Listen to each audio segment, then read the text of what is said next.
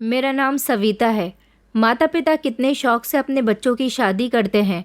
वो बेटियों की शादी करते हैं ताकि बेटियां ससुराल में जाने के बाद सुखी रहें और उनकी तरफ से हमें किसी बात की कोई परेशानी न रहे। बेटों की शादी इसीलिए करते हैं कि घर में बहू आ जाएगी तो वो सास ससुर का ख्याल बेटी बनकर रखेगी और उसे भी हम लोगों से माता पिता के जैसा प्यार मिलेगा। मगर कभी कभी ऐसा होता है, हम जैसा सोचते हैं, जैसा चाहते हैं, ऐसा नहीं होता। आजकल 60% घरों में देखा जाता है कि सास बहू में हमेशा लड़ाई रहती है, मगर मैं ऐसी बिल्कुल भी नहीं थी। मेरा मन करता था कि मेरे बेटे की जल्द से जल्द शादी हो जाए और मेरे घर में बहू आ जाए। मैं अपनी बहू को हमेशा बेटी बनाकर रखूं, क्योंकि मेरी कोई बेटी नहीं थी। सारी ज़िंदगी मैं बेटी के लिए तरसती रही थी। मेरी कोई बहन भी नहीं थी, मैं इकलौती थी और मेरा बेटा अब जवान हो गया था। अब मैं उसके लिए एक अच्छी और संस्कारी लड़की तलाश करने की कोशिश कर रही थी। मुझे ऐसी लड़की की तलाश थी जो भले ही पढ़ी लिखी न हो, मगर घर गृहस्थी को अच्छी तरह से संभाल ले। ऐसा नहीं था कि मैं घर का कोई काम नहीं करती थी। मैं चाहती थी कि मेरी बहू से भी घर के कामकाज आते हों, और अगर ना भी आते हों तो वो इन कामों में इंटरेस्टेड हो। मुझे मॉडर्न बहू नहीं चाहिए थी, क्योंकि मैं खुद भी मॉडर्न नहीं थी और ज़्यादातर पुराने ख्यालातों की थी। अपने बेटे को मैंने बहुत पढ़ाया लिखाया था। हमारे घर में किसी चीज़ की कोई कमी नहीं थी। वो अच्छी जगह पर नौकरी करता था। हमारे 2-3 मकान भी थे जिनको हमने किराए पर दिया हुआ था। उनसे हमारे पास ढेर सारा किराया आता था। मैं अपने बेटे रवि के लिए लड़कियां देख देख कर थक गई थी, क्योंकि मुझे कोई भी लड़की पसंद नहीं आ रही थी। मेरा एक ही बेटा था। मैं चाहती थी कि मैं उसके लिए चांद से दुल्हन लेकर आऊं। मैं जब थक हार कर घर में बैठ गई तो मैंने अपने बेटे से कह दिया कि अगर तुम्हें कोई लड़की पसंद हो तो मुझे बता दो। मैं तुम्हारी शादी खुशी खुशी तुम्हारी पसंद की लड़की के साथ करवा दूंगी। मगर वो कहने लगा कि मम्मी, मैं तो लड़कियों से ज़्यादा बात भी नहीं करता, उन्हें पसंद क्या करूँगा। आप तो जानती हो कि मैं शुरू से ही इन मामलात में नहीं पड़ता। मैं अपने काम से काम रखता हूँ। मुझे कोई लड़की पसंद नहीं है। आप जिस लड़की के साथ मेरी शादी करवा दोगी, मैं खुशी खुशी उसके साथ ज़िंदगी गुजार लूँगा। मैंने कहा कि बेटा, ज़िंदगी गुजारना ही ज़िंदगी का मकसद नहीं होता, बल्कि ज़िंदगी को खुलकर जीना और उसमें अपनी खुशियों को तलाश करना ही ज़िंदगी का असल मकसद होता है। मेरा बेटा कहने लगा कि मेरी खुशियाँ तो सिर्फ मेरी माँ से जुड़ी हुई हैं। मेरा बेटा शुरू से ही बहुत समझदार था। वो ज़्यादातर अपने काम पर ध्यान दिया करता था। यही वजह थी कि उसने अपने पिता के मरने के बाद घर को बहुत अच्छी तरह से संभाल लिया था। वो अपने पिता की हर जिम्मेदारी को अच्छी तरह से पूरा कर रहा था। उसका ध्यान कहीं और नहीं भटकता था। वो लड़कियों से बहुत दूर रहता था। उसे कोई लड़की पसंद भी नहीं थी। अगर पसंद होती तो वो ज़रूर मुझे बता देता। आजकल के लड़के तो वैसे भी खुलेआम माता पिता के सामने अपनी पसंद बता देते हैं और फिर कहते हैं कि उन्हें तो अपनी पसंद की लड़की से ही शादी करनी है। मगर मेरा बेटा ऐसा बिल्कुल भी नहीं था। मेरा बेटा जानता था कि मैं उसके लिए खूबसूरत लड़की ही तलाश कर रही हूँ, तभी उसका रिश्ता लगने में समय लग रहा है। ये बात मेरे बेटे ने मुझे बहुत अच्छे तरीके से समझाई थी। उसने कहा था कि मम्मी, आपको हमेशा से ही मेरे लिए खूबसूरत लड़की की तमन्ना रही है। कभी कभी ऐसा भी होता है कि इंसान ऊपर से जैसा दिखता है मगर अंदर से वैसा नहीं होता। असल में अंदर से वो कुछ और ही होता है। मैं तो अपना फ़ैसला आपके ऊपर छोड़ देता हूँ, मगर बेटा तो साफ बच गया था। अब मुझे ही कुछ न कुछ करना था और फिर फाइनली मुझे एक लड़की पसंद आ गई थी। उसका नाम रूपाली था। रूपाली बेहद सुंदर थी। मैं उसके घर से उसका फ़ोटो भी लेकर आ गई थी ताकि रवि को दिखा सकूं। घर आने के बाद मैंने रवि के टेबल पर रूपाली का फ़ोटो रख दिया था और उससे कहा था कि मुझे तुम्हारे लिए लड़की पसंद आ गई है, एक नज़र उसे देख लो। मेरे बेटे ने कहा कि नहीं मम्मी, मुझे देखने की भी कोई ज़रूरत नहीं है। मुझे उम्मीद है कि आपने मेरे लिए अच्छी लड़की ही तलाश की होगी। मगर मैंने उसे बहुत समझाया कि ज़िंदगी तुम्हें उसके साथ गुजारनी है। ऐसा तो नहीं है कि तुम शादी की पहली रात ही उसे देखोगे। ये पुराना ज़माना नहीं है। तुम प्लीज़ एक नज़र लड़की को देख लो। मेरे बेटे ने लड़की को देखा तो उसे भी वो पसंद आई थी। उसने कहा था कि मुझे तो पसंद आई है, आपको पसंद हो तो आप इस रिश्ते को फाइनल कर देना। अपने बेटे के मुंह से ये बात सुनकर मुझे थोड़ी तसल्ली हुई थी। मैंने लड़की वालों को अपने यहाँ अपने बेटे से मिलने के लिए बुलाया था। वो लोग मेरे बेटे से मिले। उन्होंने हमारा घर बार देखा। उन्हें ये सब कुछ बहुत अच्छा लगा था और इस तरह दोनों परिवारों के बीच दोनों बच्चों का रिश्ता तय हो गया था। मगर लड़की वालों की हरकतों से ऐसा लगता था जैसे वो अपनी बेटी की शादी बहुत जल्दबाजी में करना चाहते हैं। उन्होंने बहुत जल्दी में इस शादी को करने का फैसला किया था। रिश्ता तय होते ही मेरे बेटे की शादी रूपाली के साथ पूरे 1 महीने में हो गई थी। मेरे बेटे की नई जिंदगी का आगाज हो गया था। हमने उम्मीद के सपने सजाए हुए थे कि अब हमारा घर भी एक नई रोशनी से जगमगाएगा। वैसे तो रूपाली देखने में बहुत मासूम सी लड़की लगती थी, लेकिन अंदर से तो वो बहुत ही चालाक निकली। शुरू के दिनों में ही धीरे धीरे उसकी असली फितरत सामने आने लगी, क्योंकि शादी के कुछ मेहमान उसके मायके के भी थे। उनमें से एक औरत से मेरा टकराव हुआ था। उस औरत को मैंने दूसरी औरत से बातें करते हुए सुना था कि अच्छा हुआ रूपाली की शादी हो रही है। वैसे भी इसने अपने माता पिता को बहुत तंग करके रखा हुआ था। मगर उस औरत की नज़र झट से मुझ पर चली गई थी, इसलिए वो खामोश हो गई थी। तो मैं उसके करीब गई। मैंने कहा कि रूपाली ने अपने माता पिता को कैसे तंग किया हुआ था, क्या मैं आपकी बात का मतलब जान सकती हूँ? तो वो कहने लगी कि तंग किया हुआ का मतलब वो अपनी डिमांड्स बहुत रखती थी और उसकी डिमांड्स भी कुछ हाई फाई होती थी। तो आपसे भी ऊंची ऊंची डिमांड्स करेगी तो आपको भी पूरी करनी होंगी। मैंने कहा कि हाँ, मैं अपनी बहू की हर ख्वाहिश को पूरा करूँगी। वो तो मुझे मेरी बेटी समान है। मैं इसे बहू नहीं बल्कि अपनी बेटी बनाकर अपने घर ले जा रही हूँ। हमारे पास पैसों की तो वैसे भी कोई कमी नहीं थी और फिर रूपाली मेरी एक ही तो बहू थी। मैं जो चाहे उसकी खातिर कर सकती थी।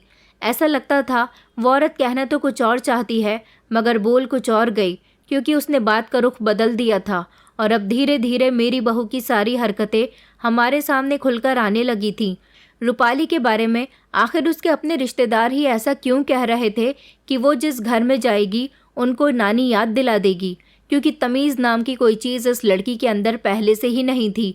फिर इसका मतलब ये नहीं कि वो बुरी इंसान थी, क्योंकि किसी के अंदर एक बुराई हो तो इंसान बर्दाश्त कर लेता है, पर रूपाली के अंदर तो बुराइयां ठूस ठूस कर भरी हुई थी।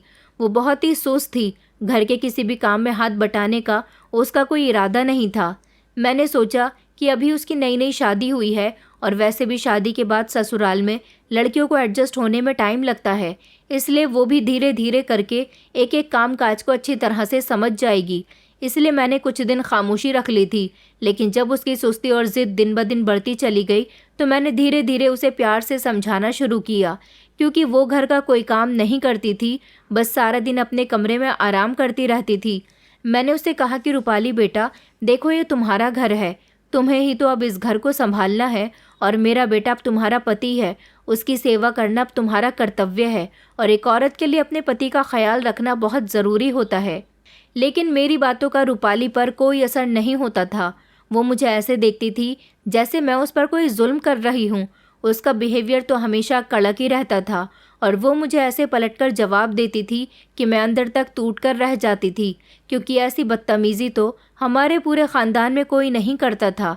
हम लोगों में बहुत तमीज़ से बात की जाती थी, मगर बहू थी कि प्यार से बात करने पर भी गुस्से से पलटकर जवाब देती थी। मुझसे कहने लगी कि आपको तो हमेशा मुझसे कोई ना कोई शिकायत ही रहती है, जो मेरा मन करेगा वो मैं खुद कर लूँगी, आपको ना जाने क्या तकलीफ़ रहती है। उसकी बात सुनकर तो मैं हैरान रह जाती थी और कभी कभी सोचने लग जाती थी कि शायद मैं ही गलत हूँ, वो अपनी जगह सही कह रही है। मैं पहले भी तो घर के सारे काम किया करती थी ना, अभी भी कर लूँगी तो कोई मुसीबत तो नहीं आ जाएगी। शायद मैं ही उससे ज़्यादा उम्मीदें रख रही हूँ, लेकिन जब मैं देखती कि खाने के टाइम हो या घर के दूसरे काम हो तो वो कभी भी सही तरीके से उन कामों को नहीं करती, तो मेरे दिल में ये बेचैनी बढ़ने लगी कि रूपाली न सिर्फ सुस्त थी बल्कि ज़िद्दी और बदतमीज़ भी थी। जब भी मैं उससे कुछ कहने की कोशिश करती, उल्टा वो मुझे ही इल्ज़ाम देने लगती और लड़ने लग जाती थी। हमारे घर में कभी किसी ने ऊंची आवाज़ में बात तक नहीं की थी, लेकिन वो तो हल्की आवाज़ में कभी बात करती ही नहीं थी। उसकी आवाज़ इतनी कड़क और तेज़ होती थी कि घर के बाहर तक जाने लगी थी। मुझे तो उससे बोलने में भी अब डर लगने लगता था कि कहीं घर की लड़ाई पड़ोसियों को पता न चल जाए, वरना पड़ोसी सोचेंगे कि इस घर में न जाने किस बात पर झगड़ा होता रहता है। हमेशा वो यही कहती रहती थी कि आप मुझे तंग करती रहती हो। उसकी ऐसी बातों से अब मेरा बिहेवियर भी सख्त हो गया था, लेकिन मेरा बिहेवियर तो सिर्फ बातों तक ही था। मुझे नहीं पता था कि वो बदतमीज़ी पर उतर आएगी और मेरे साथ इतना बुरा करना शुरू कर देगी। न जाने वो मुझसे किस बात की दुश्मनी निकालना चाहती थी। कहते हैं ना कि जब कोई इंसान आपका दुश्मन बन जाता है तो आपके साथ बैर डाल लेता है। वो भी मेरे साथ कुछ ऐसा ही कर रही थी। पहले इस घर में हम दो माँ बेटे ही तो हुआ करते थे। वैसे तो मैं ही सबके कपड़े धोती थी, मगर हम दोनों माँ बेटे के ज़्यादा कपड़े नहीं होते थे। लेकिन जिस दिन से रूपाली घर में आई थी, वो इतने ज़्यादा कपड़े चेंज करती थी कि मैं उससे तंग आ गई थी। वो मुझे तंग करने के लिए जानबूझकर ऐसी हरकतें किया करती थी। कभी कभी तो वो दिन में 2 या 3 बार कपड़े बदल लिया करती थी। वो खुद तो कपड़े धोती नहीं थी, बस कपड़े उतारकर मेरे आगे डाल दिया करती थी।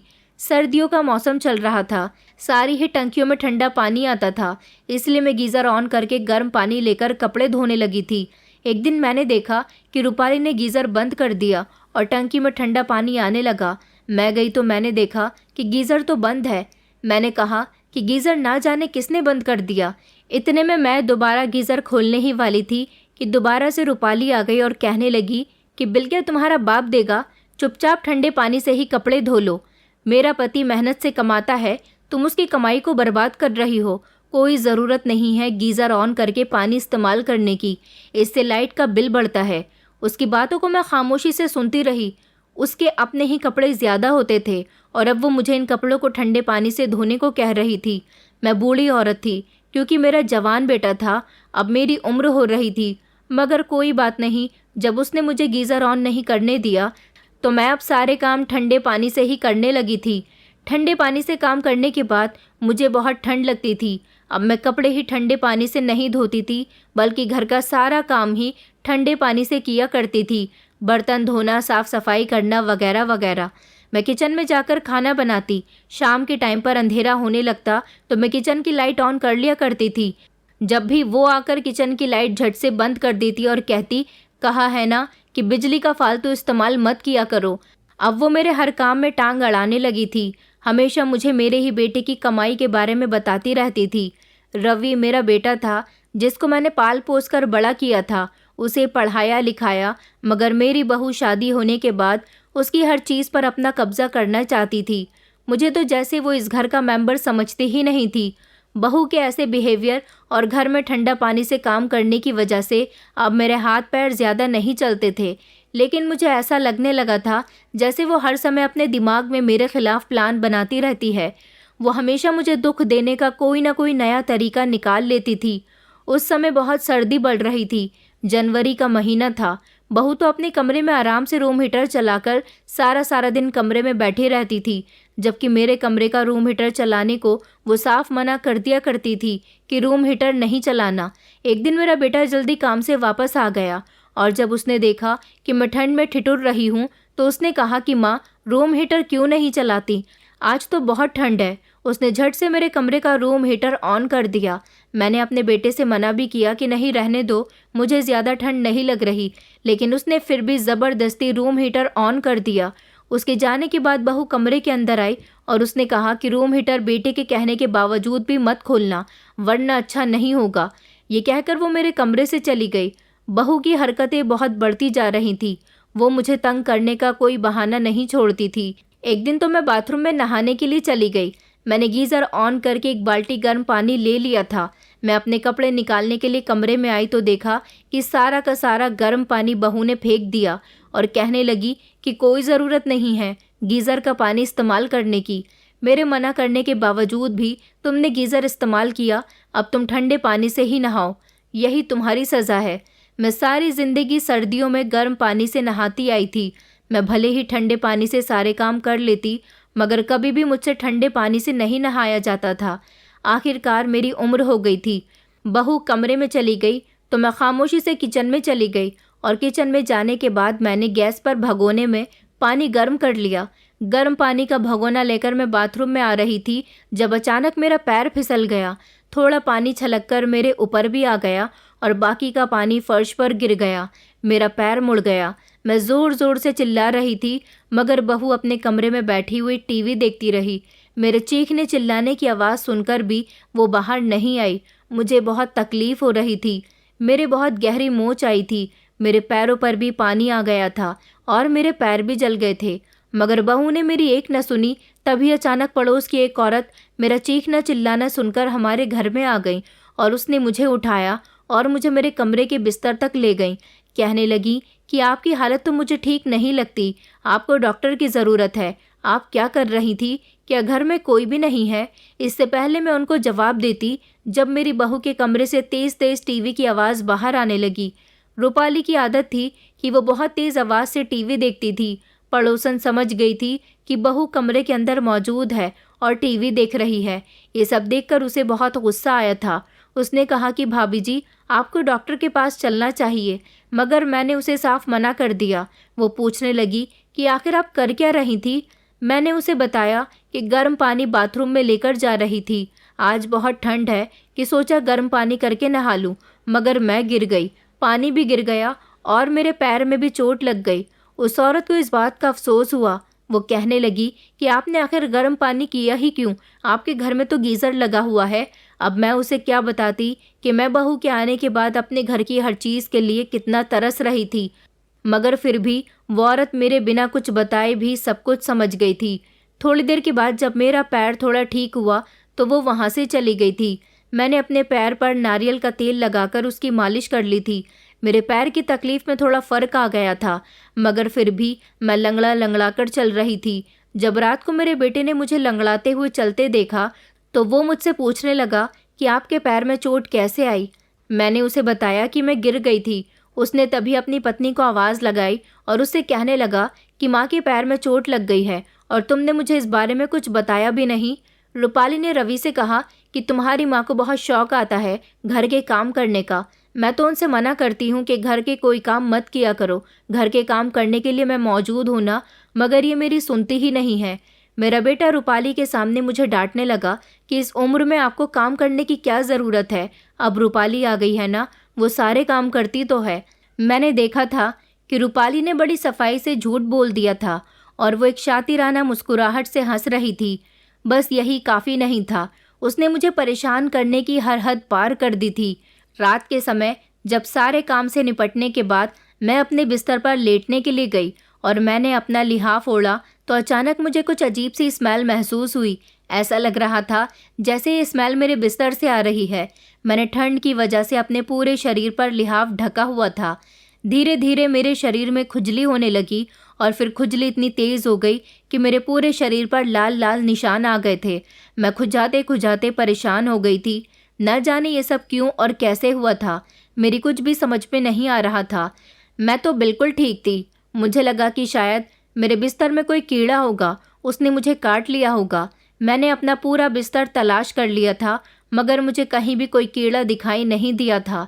सारी रात मैं खुजली से बेचैन रही थी। उधर मैं ठंड से काँप रही थी। जितना मैं बिस्तर पर लेटती और लिहाफ को ओढ़ती, मेरी खुजली बढ़ती जा रही थी। तंग आकर मैंने बिस्तर छोड़ दिया और मैंने सारी रात कड़कती ठंड में कुर्सी पर बैठकर गुजारी थी। सारी रात मुझे नींद भी नहीं आई थी। इसी वजह से मुझे ठंड लग गई थी। मेरी तबीयत ख़राब रहने लगी। बेटा तो सुबह होते ही अपने ऑफिस चला जाता था। सारा दिन मैं बड़ी मुश्किल से गुजारती थी। अब तो मुझे नहाए हुए भी कई दिन गुजर गए थे। मेरी हड्डियों में अजीब तरह का दर्द रहने लगा था। अगर मैं सोचूं कि मैं 5 मिनट के लिए आराम कर लूं, तो मैं अपने बिस्तर पर आराम भी नहीं कर सकती थी। एक दिन मैंने बहू को देख लिया था कि वो मेरे कमरे में जाकर चोरी चुपके एक तरह का पाउडर मेरे बिस्तर पर छिड़क रही थी। अब मुझे समझ आया था कि ये कोई केमिकल है जिससे बिस्तर पर लेटने के बाद मेरे शरीर में खुजली होती है। मैं अपने बेटे को ये सब कुछ नहीं बताना चाहती थी, क्योंकि मेरा बेटा रूपाली के साथ बहुत खुश रहता था। वो मेरे साथ बिल्कुल सास जैसा सलूक कर रही थी। हर सास बुरी नहीं होती। मैं तो अपनी बहू को बेटी बनाकर इस घर में लेकर आई थी, मगर वो मेरी बेटी न बन सकी। वो मेरे बेटे के साथ खुश रहती थी। यही सोचकर मैंने कभी अपने बेटे को कुछ नहीं बताया कि मेरा बेटा तो इस लड़की के साथ खुश है। और वैसे भी अब मेरा बेटा उसका इतना दीवाना हो चुका था कि अगर मैं उसकी कोई शिकायत उससे करती भी तो वो मेरी बात का यकीन न करता। रूपाली मेरे बेटे से जो कहती वो वही किया करता था। हर हफ्ते में 2 बार उसे शॉपिंग पर जाना ज़रूर होता था। रात को मेरा बेटा 9 बजे तक घर आता तो 10 बजे वो दोनों कहीं ना कहीं घूमने ज़रूर जाते थे और रात को लगभग 12 बजे तक घर के अंदर आते थे। मेरा बेटा अगर मेरे लिए कोई खाने की चीज़ लेकर आता तो रूपाली मुझे इशारे से खाने को मना कर दिया करती थी। मैं दिन ब दिन कमज़ोर होती जा रही थी। आस पड़ोस की औरतें ये सब अच्छी तरह से देख रही थी कि मेरी बहू ने मुझे तंग करने में कोई कमी नहीं छोड़ी है। वो सब मुझसे यही कहती थी कि तुम अपनी बहू के खिलाफ आवाज़ उठाओ, अपने बेटे को उसकी सारी हरकतों के बारे में बताओ, मगर मैं अपने बेटे की खुशी नहीं छीन सकती थी। मेरा बेटा उसके साथ बहुत खुश था। मैं नहीं चाहती कि मेरी वजह से इस घर में अशांति फैले। अगर मैंने अपने बेटे से शिकायत की तो उन दोनों पति पत्नी के बीच झगड़ा हो जाएगा और रूपाली मुझसे और भी ज़्यादा दुश्मनी निकालने लगेगी। मैं रात बीच में बिस्तर को धो दिया करती थी, यही सोचकर कि बिस्तर को धोने से इसके अंदर से वो खुजली वाला केमिकल निकल जाएगा। मगर सर्दी का टाइम था, धूप का भी दूर दूर तक नामो निशान नहीं था। किसी दिन धूप निकलती तो किसी दिन नहीं निकलती थी। बिस्तर गीला ही रहता था। बिस्तर धोने से इतना फ़ायदा होता था कि उसमें मौजूद केमिकल निकल जाता था, लेकिन बिस्तर सूख ही नहीं पाता था। मैं सारी रात फिर भी इसी तरह से गुजारती थी। मुझे अपनी ज़िंदगी से नफ़रत महसूस होने लगी थी। जितने शौक़ से मैं अपनी बहू को इस घर में लेकर आई थी, वो मेरी ज़िंदगी इतनी ही दुश्वार बना रही थी। मेरी हड्डियों में अब इतना दर्द होता था कि मैं कोई काम करने काबिल न रही थी। फिर भी घर के सारे काम मुझे ही करने पड़ते थे। बहू का बिहेवियर दिन ब दिन इतना दुश्मनी भरा होता जा रहा था कि अब मुझे उससे डर लगने लगा था। कुछ दिनों के लिए रूपाली अपने मायके रहने के लिए चली गई थी तो मुझे ज़रा सुकून मिल गया था, क्योंकि उसके पीछे मुझे सुकून मिल जाता था और मैं पेट भरकर खाना भी खा लिया करती थी, क्योंकि उसके होते हुए मैं ठीक से खाना भी नहीं खा सकती थी। वो अपने मायके गई तो 1 हफ्ते के लिए थी, मगर 2 ही दिन में वापस आ गई थी। न जाने क्यों इतनी जल्दी उसे यहाँ आने की लग रही थी। कई बार मैंने हिम्मत की कि अपने बेटे को ये सब कुछ बता दूं, मगर मेरे बेटे की दीवानगी अपनी पत्नी के लिए दिन ब दिन बहुत बढ़ती जा रही थी। वो हर दिन अपनी पत्नी के लिए दीवाना होता जा रहा था। उसके पीछे वो मुझसे उसकी बहुत तारीफ़ करता रहता था। कहता था कि माँ, वो तुम्हारा बहुत ख्याल रखती है, हमेशा मुझे आपके बारे में फ़िक्रमंदी जताती रहती है। मेरा बेटा खुश होता था कि उसकी पत्नी घर को भी अच्छे से संभाल रही है और उसकी माँ को भी, जबकि वो ये नहीं जानता था कि उसकी पत्नी की असल हकीकत तो सिर्फ मैं ही जानती थी। एक दिन मुझे पता चला कि बहू माँ बनने वाली है। शायद उसे ये बच्चा नहीं चाहिए था, इसलिए वो खामोशी से डॉक्टर के यहाँ चली गई। मैं समझी कि शायद वो अपने मायके जा रही होगी, इसलिए मैंने उससे कुछ नहीं पूछा। वैसे भी वो मुझसे ज़्यादा बोलती ही कब थी और ना ही वो किसी की कोई बात सुनती थी। बस हमेशा अपनी ही दुनिया में मगन रहती थी। अपना ही सुनती, अपनी मर्जी चलाती है और अपनी मर्जी से सारे काम करती थी। दूसरों की रोक टोक या समझाना बुझाना उसके दिमाग के ऊपर से निकल जाता था। वो घर से निकलकर डॉक्टर के पास गई थी। उसे ये बच्चा नहीं चाहिए था, इसलिए उसने डॉक्टर से बच्चा गिराने की दवाई ली थी। जब वो घर आई तो बहुत खुश नज़र आ रही थी। वो बिल्कुल ठीक ठाक थी। उसकी तबीयत बिल्कुल भी बिगड़ी हुई नज़र नहीं आ रही थी, लेकिन रात तक उसकी तबीयत बिगड़ने लगी। अचानक उसको ना जाने क्या हो गया कि वो बिस्तर से भी नहीं उठ सकी।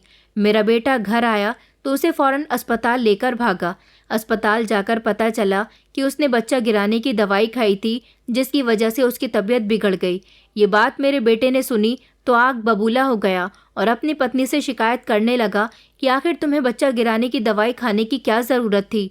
तुम माँ बनने वाली थी, ये बात तुमने मुझसे क्यों छुपाई? इस बात का इल्ज़ाम भी रूपाली ने मुझ पर लगा दिया कि माँ जी नहीं चाहती थी कि हमारे घर में कोई बच्चा आए।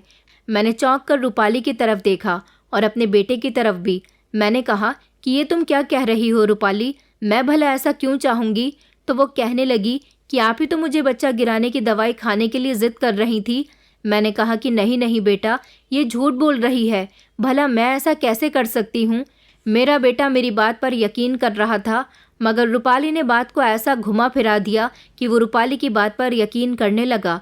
रूपाली ने कहा कि तुम्हारी माँ काफ़ी लंबे समय से मुझसे कह रही है कि बच्चा करने की कोशिश मत करना। अभी मेरा बेटा ही कम उम्र का है, उसका भी बच्चा आ जाएगा तो वो उम्र से बड़ा लगने लगेगा और मेरी भी बूढ़ी हड्डियों में इतनी जान नहीं है कि पोता पोती को खिलाती रहूं। तुम्हारी माँ तो हमेशा से मुझसे बच्चों के लिए मना करती है।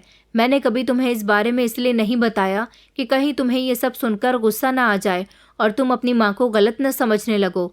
मैं तुम दोनों माँ बेटे के बीच में मिसअंडरस्टैंडिंग क्रिएट नहीं करना चाहती थी, लेकिन अब जब मेरी प्रेगनेंसी के बारे में मैंने खुशी खुशी तुम्हारी माँ को बताया तो उनका मूड ख़राब हो गया और उन्होंने मुझसे कह दिया कि खबरदार, अगर जो तुमने माँ बनने की खबर अपने पति को बताई तो अच्छा नहीं होगा। ये घर से निकल गई। मुझे समझ नहीं आया कि वो कहाँ जा रही हैं। जब ये वहाँ से आई तो बच्चा गिराने की दवाई लेकर आई और मुझसे कहने लगी कि ये दवाई खा लो। मैंने इनसे साफ इनकार कर दिया तो मुझसे झगड़ने लगी। मैंने सोच लिया था कि रात को तुम घर आओगे तो मैं तुम्हें तुम्हारी माँ की हकीकत के बारे में सब कुछ बता दूंगी, मगर रात होने से पहले ही इन्होंने मुझे खाने में ये दवाई मिलाकर दे दी और अब देखो क्या से क्या हो गया। वो इस तरह से रोते हुए अपने पति को ये सारी बातें बता रही थी कि अपनी पत्नी की मासूमियत और उसके आंसू देखकर मेरे बेटे का दिल पिघल गया और वो अपनी पत्नी की बात पर यकीन कर गया। उसने मुझे सबके सामने डांटना शुरू कर दिया। मैं अपने बेटे से रो रो कर कह रही थी कि नहीं बेटा, ये झूठ बोल रही है, मगर उसने मेरी एक न सुनी। आखिरकार मेरे बेटे के दिल में वो मेरे खिलाफ काफ़ी जहर भर चुकी थी। अस्पताल में बैठी मैं एक तरफ आंसू बहा रही थी। मुझे अपने बेटे से ऐसी उम्मीद नहीं थी कि वो अपनी पत्नी की बातों में इतनी आसानी से आ जाएगा। वैसे तो इसमें मेरे बेटे की कोई गलती नहीं थी, सारी की सारी गलती रूपाली की थी। अब क्या कर सकते हैं, रूपाली थी ही इतनी चालाक। उसके खुद के माता पिता भी शादी के बाद एक दिन भी अपनी बेटी से मिलने के लिए उसके ससुराल नहीं आए थे। रूपाली खुद ही अपने मायके जाती रहती थी। मुझे उसके रिश्तेदार की कही हुई वो बात याद आई थी जब शादी के समय उसने कहा था कि इस लड़की ने तो अपने माता पिता को भी बहुत तंग किया हुआ है, ये अपने ससुराल जाने के बाद क्या करेगी। अब मुझे इस बात का मतलब समझ आया था। जब तक रूपाली की तबीयत खराब रही थी तब तक मेरे शरीर की खुजली भी ख़त्म हो गई थी, मगर जैसे ही रूपाली कुछ दिन बाद ठीक हुई तो उसने फिर से अपनी वही हरकतें करनी शुरू कर दी थी। मैं बहुत तंग आ गई थी, पूरे शरीर पर खुजा खुजा कर मेरा बुरा हाल हो गया था। एक दिन मैंने अपने बेटे से कह ही दिया था, बेटा मेरे शरीर में बहुत खुजली हो रही है। मेरी बात सुनकर मेरे बेटे ने मेरी कोई परवाह नहीं की, बल्कि वो कहने लगा कि माँ, आप अपने कपड़े खुद अपने हाथों से और बिल्कुल अलग धोना। ऐसा ना हो कि रूपाली और मेरे कपड़ों से आपके कपड़े टच हो जाएं तो आपकी एलर्जी हम लोगों तक ना पहुँच जाए। इस बात का ध्यान रखना। ये बात सुनकर मेरे दिल को एक अजीब सी ठेस पहुँची थी। आखिरकार मेरा बेटा ऐसा कैसे कर सकता था। उसे ऐसा लगता था कि मैं एलर्जी की मरीज़ हूँ, जबकि ऐसा कुछ भी नहीं था। बेटे के ऑफिस जाने के बाद रूपाली मेरे कमरे में आई और कहने लगी कि बस कुछ ही दिनों की बात और है बुढ़िया, अब तो तू दिन ब दिन बीमार रहने लगी है। तू कुछ दिन की मेहमान है और तू यहाँ से चली जाएगी तो इस घर की मैं अकेली मालकिन बन जाऊँगी। उसकी बात पर मैंने धीमी धीमी मुस्कुराहट सजाई। क्या वो ये नहीं जानती थी कि वो इस घर की बहू थी। अगर वो मेरे साथ मिलकर रहती, मुझे अपनी माँ समान समझती, तो कभी वो ये ना चाहती कि वो इस घर की मालकिन मेरे मरने के बाद बनेगी। वो तो जीते जी भी इस घर की मालकिन थी। आखिरकार वो मेरे इकलौते बेटे की पत्नी थी। ये सब कुछ मेरे बेटे का और उसकी पत्नी का ही तो था, मगर वो ये बात समझ ही नहीं रही थी। वो तो मुझे रास्ते से हटाना चाहती थी।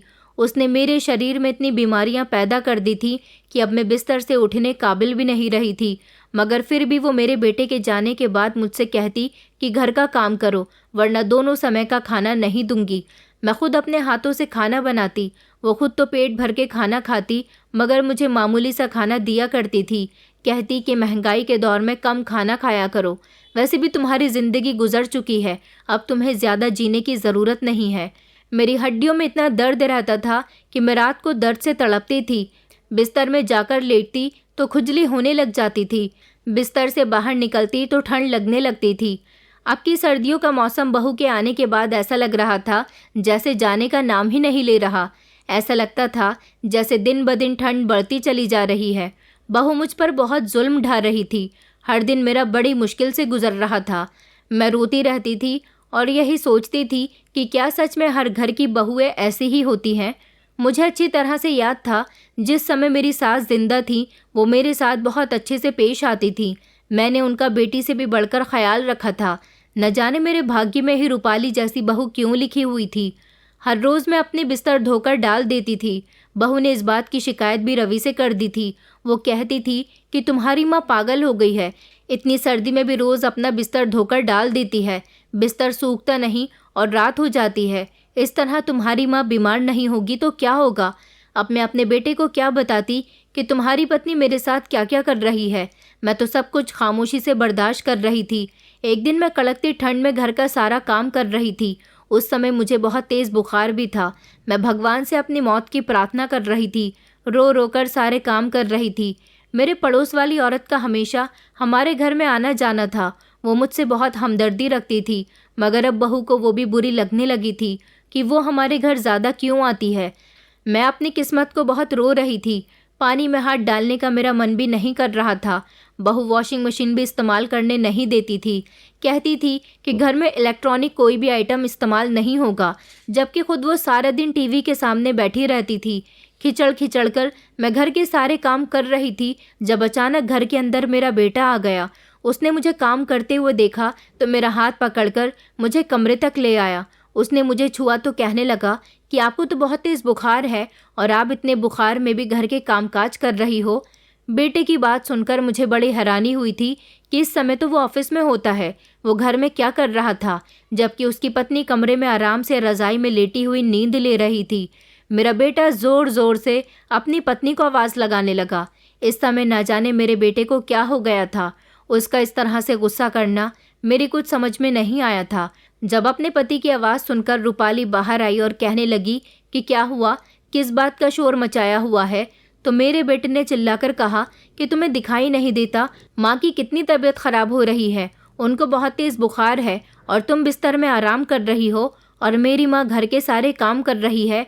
तुम्हें शर्म नहीं आती ऐसी हालत में उनसे घर के काम करवाते हुए। अपने पति के ऐसे गुस्से भरे बिहेवियर पर रूपाली से भी बर्दाश्त नहीं हुआ और वो चिल्लाने लगी, कहने लगी कि तुम्हारी माँ पागल हो गई है, हर दूसरे तीसरे दिन अपना बिस्तर धोती रहती है। मैंने तो तुम्हारी माँ को ये सब करने के लिए नहीं कहा, घर के सारे कामकाज मैं ही करती हूँ। अगर आज उन्होंने एक दो काम कर भी लिए तो कोई इतनी बड़ी बात नहीं है। मैं खामोश खड़ी हुई थी। मेरा बेटा कहने लगा कि माँ बताओ, तुम घर के सारे काम करती हो ना? उसने अपनी पत्नी से कहा कि नहीं, मेरी आंखों पर पट्टी बंध गई थी। मुझे भी हमेशा यही लगता था कि तुम ही घर के सारे काम करती हो, मगर तुम मेरे पीछे मेरी माँ के साथ गलत व्यवहार करती हो। मुझे ये सब कुछ लोगों के ज़रिए पता चला। मैं अभी भी खामोश थी जब मेरे बेटे ने चिल्लाकर मुझसे दोबारा पूछा कि बताओ माँ, क्या तुम ही घर के सारे काम करती हो? तो मैंने घबराकर उसे जवाब दिया कि हाँ हाँ बेटा, मैं ही घर के सारे काम करती हूँ। मैंने रोना शुरू कर दिया और कहा कि तुम्हारी पत्नी मुझे बहुत तंग करती है, इसी की वजह से मेरे शरीर पर एलर्जी हुई। ये मेरे बिस्तर पर खुजली वाला केमिकल डाल देती है। मैं जब बिस्तर पर जाकर लेटती हूँ तो मेरे शरीर में खुजली होने लगती है। उसने कहा, मैं काफ़ी दिनों से सोच रहा हूँ कि मेरी माँ इतनी कमज़ोर क्यों होती जा रही है, इतनी बीमार बीमार सी क्यों रहने लगी है। आज मुझे वजह पता चली कि तुम इतनी ठंड में ना तो गर्म बिस्तर में सो रही हो और ना ही तुम्हें आराम मिलता है। आज मुझे इस सच्चाई का पता चला। ये सुनकर बहू कहने लगी कि कौन सी सच्चाई, कैसी सच्चाई?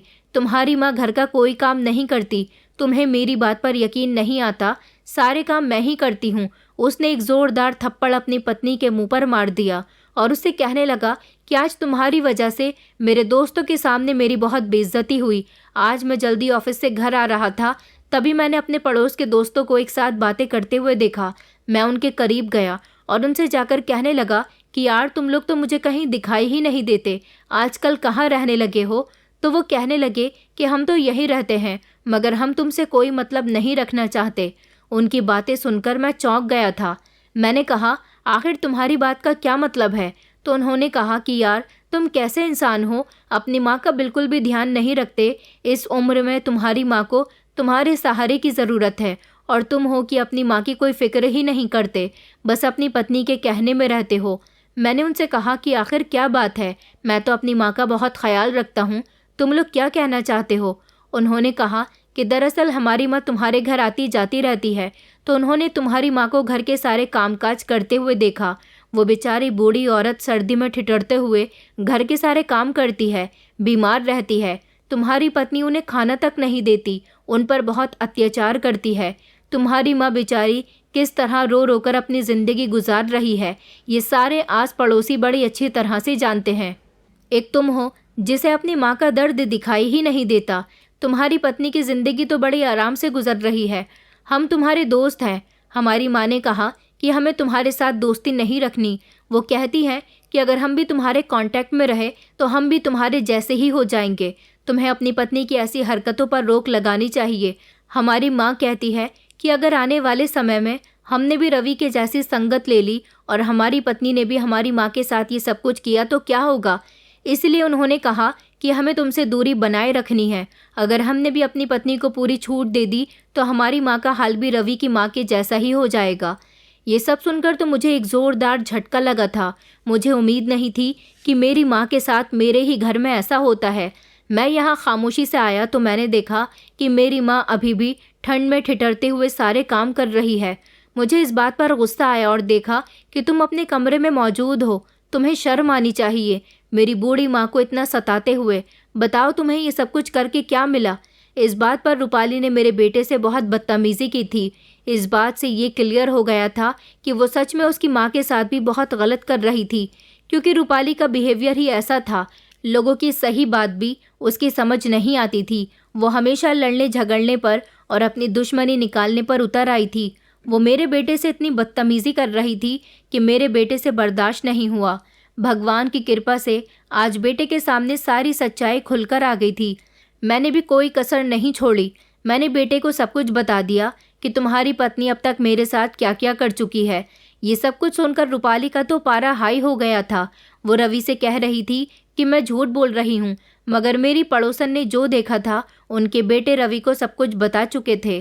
कहते हैं ना कि सब्र का फल मीठा होता है। मैंने अपनी बहू के हर दुख को खामोशी से बर्दाश्त किया था। मेरे सब्र का फल भगवान ने मुझे बहुत मीठा दिया था। मेरे बिना कुछ कहे ही सारी सच्चाई मेरे बेटे के सामने आ गई थी। उसने उसी समय रूपाली को घर से बाहर निकाल दिया था। मैंने रवि को ये बात भी बता दी थी कि रूपाली को बच्चा नहीं चाहिए था। उसने वो बच्चा अपनी मर्जी से गिराया था और इल्ज़ाम मुझ पर लगा दिया। रवि को ये सब सुनकर बहुत गुस्सा आया था। रूपाली जब अपने मायके गई तो उसके घर वालों ने रवि को फ़ोन करके कहा कि हम इसे अपने घर में नहीं रखना चाहते, प्लीज़ इसे यहाँ से आकर ले जाओ, क्योंकि ये बड़ी चालाक और शातिर लड़की है। इससे तंग आकर इससे अपना पीछा छुड़ाने के लिए तो हमने इसकी शादी तुम्हारे साथ करवाई थी। रवि ने कहा कि आपकी बेटी ने मेरी माँ का जीना दुश्वार किया हुआ है। मुझे ऐसी पत्नी की भी कोई ज़रूरत नहीं है। रवि उसे डिवोर्स देना चाहता था। जब रूपाली के घर वालों ने भी उसे अपने घर में नहीं रखा और इधर वो अपने पति से भी बहुत बातें सुन चुकी थी, तो उसके पास कोई रास्ता नहीं बचा और वो माफ़ी मांगती हुई रोती हुई हमारे घर आ गई थी। उसने रवि के आगे बहुत हाथ पैर जोड़े। उसने माफ़ी मांगी। उसने कहा कि वो बचपन से ही घमंडी है, उसका नेचर शुरू से ही ख़राब है, मगर अब जब वो अपने मायके वालों की भी नहीं रही और अपने पति की भी नहीं रही, तो अब उसे इस बात का एहसास हुआ था कि लोगों के साथ बुरा करना अच्छा नहीं होता। वो रोती हुई अपने पति से माफ़ी मांगने के लिए आई थी और उसने अपनी एक गलती की माफ़ी अपने पति से मांग ली थी। वो मुझसे भी माफ़ी मांग रही थी। मेरा बेटा उसे माफ़ करने के लिए तैयार नहीं था, मगर मैंने उसे समझाया और कहा कि इसको माफ़ कर दो, क्योंकि गलती करने वाले इंसान को उसकी गलती सुधारने के लिए एक मौका ज़रूर देना चाहिए। मेरे बेटे ने उसको माफ़ करके उस पर बहुत बड़ा एहसान कर दिया था, जिसकी आभारी वो आज तक है। उसके बाद कभी भी उसने मेरे साथ गलत करने का सोचा भी नहीं। अब वो मेरे साथ बिल्कुल ठीक रहती है, मगर मेरे शरीर को उसकी वजह से बहुत नुकसान हुआ। मेरा इलाज चल रहा है, क्योंकि जब मेरा बेटा मुझे डॉक्टर के पास लेकर गया तो पता चला कि मेरे शरीर में ठंड बैठ चुकी है और इस उम्र में हड्डियों में ठंड बैठ जाना अच्छा नहीं होता। मेरी बहू आज भी शर्मिंदा है। अब वो घर के सारे काम करती है, पूरी गृहस्थी अच्छी तरह से संभाल रही है। कुछ दिन तक तो मेरा बेटा उससे नाराज़ रहा, मगर जब उसने मेरी बहुत सेवा की तो धीरे धीरे मेरे बेटे ने उसे एक्सेप्ट कर लिया था और अब हम सब लोग खुशी खुशी एक साथ रहते हैं। लोगों को तंग करने से हमें कुछ नहीं मिलता। हमें हमेशा लोगों की मदद करनी चाहिए, हमेशा उनके साथ प्यार मोहब्बत से रहना चाहिए, ताकि मरने के बाद लोग हमें याद करें, ना कि ये कहें कि अच्छा हुआ वो इस दुनिया से चला गया। दोस्तों, उम्मीद करती हूँ आपको हमारी कहानी पसंद आई होगी। कहानी पसंद आई है तो वीडियो को लाइक करें, चैनल पर नए हैं तो चैनल को सब्सक्राइब करें और हाँ, नोटिफिकेशन बेल को ज़रूर दबाएं ताकि अगली अपडेट सबसे पहले आपको मिले।